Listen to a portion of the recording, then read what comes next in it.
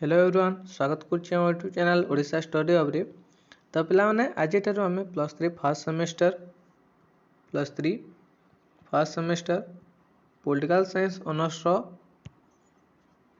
Core 1 जोटा कि रही फंडामेंटल्स ऑफ पॉलिटिकल साइंस रही ताकू आम आरंभ करवा। तो आज आम प्रथम यूनिट जोटा कि रही इंट्रोडक्शन राजनीति विज्ञान परिचय बुझेगा इंट्रोडक्शन को आलोचना करवा। तो देख तो यही यूनिट रे मुख्यतः कौन कौन रही देख पे तर टॉपिक तो रही व्हाट इज पॉलिटिकल राजनीति कौन what is philosophy political theory political science political and society politics and economy Etah unit 1 रे रही। तो ट्राए करवा सब को गोटे क्लास रे सारिबा पई बुझिला। तो देखो पे आरंभ करवा। तुम्हारा यूनिट 2 जोटा कि स्टेट रही meaning origin and development state and sovereignty state and government state and globalisation एगुड़ाक सब रही। तो यूनिट 3 जोटा कि कॉन्सेप्ट बुझेगा power authority and legitimacy right and freedom equality and justice रही। यूनिट नंबर 4 जोटा कि democracy meaning of democracy model of democracy एगुड़ाक सब रही। तो आज आम यूनिट 1 जोटा कि इंट्रोडक्शन रही राजनीति विज्ञान परिचय सेगुड़ा को आलोचना करवा। तो देख +3 first semester political science honours NEP 2020 syllabus जोटा कि core 1 fundamental of political science रही यूनिट 1 इंट्रोडक्शन आलोचना करवा। तो प्रथम आम देखा व्हाट इज पॉलिटिक्स राजनीति कौन बुझेगा राजनीति कौन। तो जानिबा देख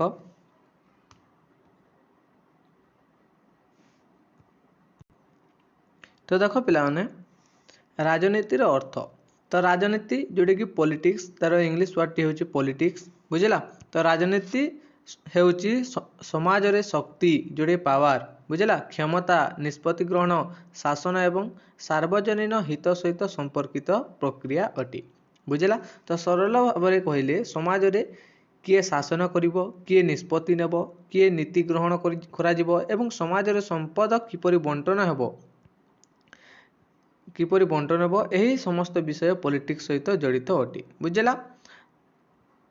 तो पॉलिटिक्स केवल निर्वाचन नुहे राजनीति को केवल इलेक्शन किंबा पॉलिटिकल पार्टी पर्यंत सीमित कर जाई परिबो नाही पिला माने बुझला। तो देखो सरल भाव में कहले पॉलिटिक्स शब्दर ओडिया अर्थ होची राजनीति बुझला। पॉलिटिक्स शब्दर ओडिया अर्थ होची राजनीति। साधारण भाव में राजनीति कहले राज्य सरकार शासन शक्ति निष्पत्ति ग्रहण और सार्वजनीन हित सहित जड़ित कार्यकलाप को बुझाई थाए बुझला। किंतु पॉलिटिक्स को केवल निर्वाचन और राजनीति दल किंबा नेतांक कार्यकलाप बोली बुझिबा ठीक नुहे पिला माने। तो समाज रे किए निष्पत्ति नेब कहार हित गुरुत्व दिया संपद किपरि बंटन हेबो एवं लोकंक ऊपर क्यों नियम लागू हेबो ए सब को पॉलिटिक्स रो अंश बोली कहा जायते। तो बुझेला राजनीतिर अर्थ कौन क्लियर जितबो आशा करूची। तो देख तो पॉलिटिक्स रो मुख्य विषय गुड़िक कौन कौन देख पिला माने जे प्रथमे रही पावर जोटी शक्ति बुझेला। तो प्रथमे देखा शक्ति शक्ति कौन पिला माने जे कौनसी व्यक्ति गोष्ठी किंबा सरकार अन्य मानक ऊपर प्रभाव पकाई निष्पत्ति नहीं पारिबार क्षमता को पावर बोली बा शक्ति बोली कहा जायते। कौन जे कौनसी व्यक्ति गोष्ठी किंबा सरकार अन्य मानक ऊपर प्रभाव बा चाप पकाई निष्पत्ति नहीं पारिबार क्षमता को शक्ति बा पावर बोली कहा जायते बुझेला। तो एबे आमे देखिबा अथॉरिटी कर्तृत्व कर्तृत्व। तो देखो जोटा कि निष्पत्ति ग्रहण कर्तृत्व अथॉरिटी देख तो देख पिला अथॉरिटी कर्तृत्व। तो अथॉरिटी हेउची आईन सम्मत एवं स्वीकृत जोटा पावर अर्थात कौन से व्यक्ति किंबा संस्था को आईन पदवी किंबा नियम अनुसार निष्पत्ति नेबा आदेश देवार अधिकार थिले ताहाकू अथॉरिटी बोली कहा जायते बुझिला। तो सरल भाव में कहले पावर जोटा कि काहाकू किछि कराइबार क्षमता बुझिला। तो एबे आमे देखिबा डिसीजन मेकिंग निष्पत्ति ग्रहण देख पिला माने। तो देखो डिसीजन मेकिंग जोटे निष्पत्ति ग्रहण तो समाज किंबा देश पई क्यों निष्पत्ति नियाइब यह पॉलिटिक्स रो एक मुख्य अंश अटे पिलाने डिसीजन मेकिंग। तो समाज किंबा देश पई क्यों निष्पत्ति नियाजिब कौन नेले भल हेबो एवं यह होची पॉलिटिक्स रो एक मुख्य अंश बुझिला। तो एबे हम देखिबा गवर्नमेंट जोटे कि सरकार। तो देखो सरकार आईन तैयारी करथाय निष्पत्ति नीति निर्धारण मध्य करथाय एवं देश को शासन मध्य करथाय सरकार बुझिला। नेक्स्ट पब्लिक पॉलिसी सार्वजनिक नीति। तो देखो पिला माने पब्लिक पॉलिसी जोटे कि सार्वजनिक नीति रही अछि। तो पब्लिक पॉलिसी हेउची सरकार द्वारा जनसाधारण समस्यार समाधान और सार्वजनिक हित पई ग्रहण करा जायतिबा नीति योजना निष्पत्ति और कार्यक्रम अटे बुझिला। तो परवर्ती पॉइंट जोटा कि रही देखो कौन रही पिलाने पब्लिक इंटरेस्ट सार्वजनिक हित। तो देखो सार्वजनिक हित तो लोकों जीवन सुरक्षा शिक्षा स्वास्थ्य रोजगार इत्यादि सार्वजनिक हित सहित जड़ित अटे पब्लिक इंटरेस्ट सार्वजनिक हित बुझिला। नेक्स्ट रिसोर्स डिस्ट्रीब्यूशन संपदर बंटन। तो देशर अर्थ सुविधा और संपद केउठी एवं किपरि व्यवहार हेबो यह मध्य पॉलिटिक्स सहित संपर्कित अटे रिसोर्स डिस्ट्रीब्यूशन संपदर बंटन। तो क्लियर है एटा। तो नेक्स्ट पॉइंट जीवा जोटे कि पॉलिटिक्स रे पावर रो भूमिका बुझिला एटा। तो पावर हेउची पॉलिटिक्स रो एक मुख्य उपादान पिलाने पॉलिटिक्स रे पावर रो भूमिका देखो। तो देखो पावर हेउची पॉलिटिक्स रो एक मुख्य उपादान पिलाने। तो पावर द्वारा व्यक्ति गोष्ठी किंबा सरकार अन्य मानकर आचरण और निष्पत्ति को प्रभावित करते। फॉर एग्जांपल सरकार जिते बेले नुआ आईन तैयारी करे किंबा नुआ पॉलिसी ग्रहण करते सेटारे पॉलिटिकल पावर रो भूमिका मध्य रहिते। तो मन रख पिलाने जे politics equal to power plus decision making plus government plus public interest अटे बुझिला। तो यहाँ देखो जो पॉलिटिक्स द्वारा समाज रे जो शासन निष्पत्ति ग्रहण व्यवस्था हुए सरकार क्यों आईन तैयारी करिवो क्यों पॉलिसी ग्रहण करिवो एवं लोकंक पय क्यों सुविधा जोगाइबो ए सब पॉलिटिक्स सहित जड़ित अटे। तो सेति पय पॉलिटिक्स आमर दैनंदिन जीवन को मध्य प्रभावित करिथाय एतिरे क्लियर हला। तो एबे हमें देखिबा 3 नंबर पॉइंट जोटा कि पॉलिटिकल फिलोसफी राजनैतिक दर्शन रही अछि। तो देखो राजनैतिक दर्शन। तो पॉलिटिकल फिलोसफी राजनैतिक जीवनर मूल्यबोध आदर्श न्याय एवं नैतिक प्रश्नर अध्ययन अटे पिला माने। तो देखो तो यार अर्थ होउची जे पॉलिटिकल फिलोसफी होउची राजनैतिक जीवनर मूल्यबोध आदर्श न्याय संपर्कित प्रश्नर अध्ययन अटे। तो यह मुख्यतः जानिबा को चेष्टा करे जे एक भल राज्य किपरि हेबा उचित बुझिला। तो यार मुख्यतः जानिबा को चेष्टा करिबा जे एक भल राज्य किपरि हेबा उचित। तो देखो प्रश्न गुडी को उत्तर खोजी एटा देखो जे न्याय कोन प्रथमे रही न्याय कोन स्वाधीनता कोन समानता कोन समानता कोन आदर्श राज्य कोन भल सरकार कोन राज्य किपरि हेबा उचित ए विषय रे सब जदि आमे पचारू एक आदर्श समाज किपरि हेबा उचित तो यह पॉलिटिकल फिलोसफी रो प्रश्न अटे बुझिला। तो सरल भाव में कहले मन रख एटा पिला माने जे पॉलिटिकल फिलोसफी राजनीति जीवन किपरि हेबा उचित ताहा अध्ययन करते ताहार अध्ययन अटे बुझिला। नेक्स्ट जोटे कि पॉलिटिकल थ्योरी राजनीतिक सिद्धांत रही अछि पिला माने एटा देखो राजनीतिक सिद्धांत। तो पॉलिटिकल थ्योरी होची राजनीतिक धारणा मूल्यबोध संस्था एवं राजनीतिक संपर्कर व्यवस्थित अध्ययन और विश्लेषण। तो यार अर्थ होची जे देखो सीधा सलख पॉलिटिकल थ्योरी राजनीतिक धारणा मूल्यबोध और राजनीतिक संस्था गुडी को व्यवस्थित भाव में बुझिबा और विश्लेषण करबा होची अध्ययन बुझिला। तो पॉलिटिकल थ्योरी हमकु बुझाई जे पावर राइट देखो पिला माने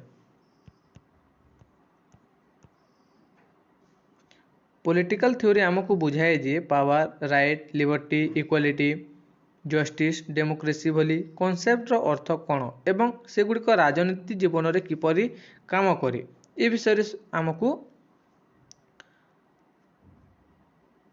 शिखाई बुझाई थे। बुझेला।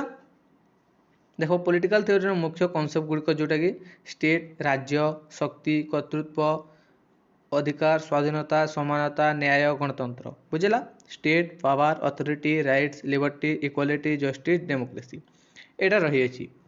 बुझेला। देखो एबे आमे देखिबा पॉलिटिकल साइंस राजनीति विज्ञान। देखो पिला माने तो पॉलिटिकल साइंस हेउची राज्य, सरकार, राजनीतिक संस्था, राजनीतिक प्रक्रिया एवं राजनीति व्यवहार व्यवस्थित अध्ययन अटे। तो पॉलिटिकल साइंस केवल स्टेट और गवर्नमेंट को अध्ययन करे ना पिला माने यह political party, election, political behaviour, political policy public policy, international relation इत्यादि को मध्य अध्ययन करथाय। बुझिला। तो पॉलिटिकल साइंस केवल स्टेट गवर्नमेंट को अध्ययन करे ना पिला माने मन रखडा। तो यह political party, election, political behaviour, public policy, international relation इत्यादि को मध्य अध्ययन करिथाय। तो पॉलिटिकल साइंस रो मुख्य विषय गुडी कहउची जे एटा देखो state, government, constitution, political party, election, political behaviour, public policy, international relation एटा होची तार मुख्य विषय गुडी। तो भारत संसद किपरि काम करे, निर्वाचन किपरि हुए, पॉलिटिकल पार्टी रो भूमिका कौन ये सब पॉलिटिकल साइंस रो अध्ययन रो अंश अटे पिला माने। बुझिला। एबे आमे देखिबा पॉलिटिकल फिलोसफी, पॉलिटिकल थ्योरी और पॉलिटिकल साइंस रो मध्य रे पार्थक्य कौन। देखो तो पॉलिटिकल फिलोसफी प्रथम देखिबा पॉलिटिकल फिलोसफी तो राजनीति जीवन रो मूल्य, आदर्श और नैतिक प्रश्न उपर गुरुत्व दे थाए पॉलिटिकल फिलोसफी। आदर्श और मूल्यबोध उपर गुरुत्व दे थाए political philosophy. बुझिला।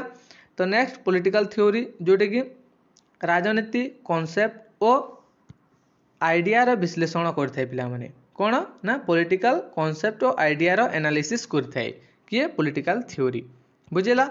Next political science वास्तव राजनीतिक संस्था, प्रक्रिया और व्यवहार को सिस्टमेटिक भाव में अध्ययन करते पॉलिटिकल साइंस कौन ना वास्तव पॉलिटिकल इंस्टीट्यूशन, प्रोसेस और बिहेवियर स्टडी यहाँ को से अध्ययन करथाय। क्लियर हलो। तो नेक्स्ट देखिबा पॉलिटिक्स एंड सोसाइटी राजनीति और समाज। देखो पॉलिटिक्स और सोसाइटी परस्पर सहित घनिष्ठ भाव में संपर्कित अटंती। समाजर गठन, मूल्यबोध, जाति, श्रेणी, धर्म, लिंग एवं सामाजिक असमानता पॉलिटिक्स को प्रभावित करिताए पॉलिटिक्स एंड सोसाइटी। बुझिला। तो अन्यपटे गवर्नमेंट पॉलिसी, लॉ एवं पॉलिटिकल डिसीजन मध्य समाज को प्रभावित करिताए पिला माने एटा मने रखिबो। तो फॉर एग्जांपल जदि समाजर कोनोसी वर्ग पछुआ अवस्था रे रहिछि तेबे सरकार सेमानक पय रिजर्वेशन, वेलफेयर स्कीम किंबा स्पेशल पॉलिसी मध्य आनी पारि थाए।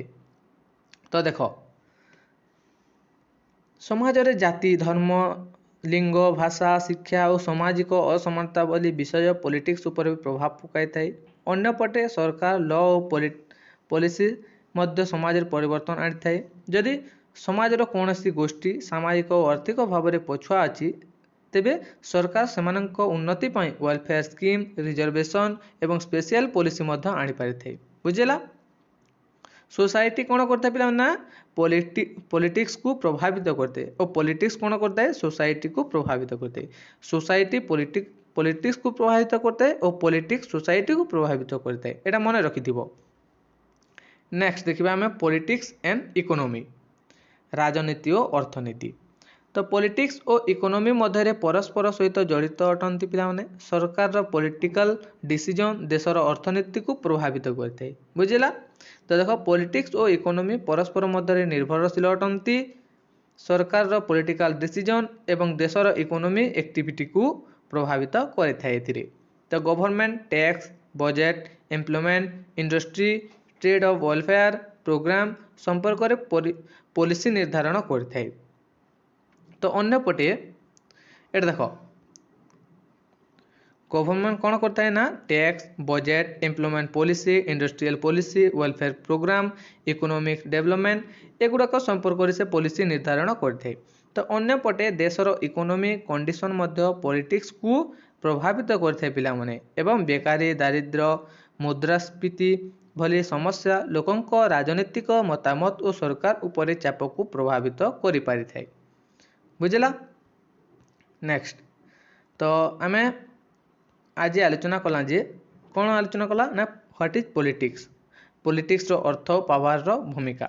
नेक्स्ट पॉलिटिकल फिलोसफी जोटी कि पॉलिटिकल वैल्यू आइडिया एवं एथिकल क्वेश्चन माने रहितिला। Next political theory political concept और आइडिया सिस्टमैटिक एनालिसिस को आमे आलोचना कला। नेक्स्ट पॉलिटिकल साइंस जोटी कि स्टेट गवर्नमेंट पॉलिटिकल एक्टिविटीज रो सिस्टमैटिक स्टडी रहितिला।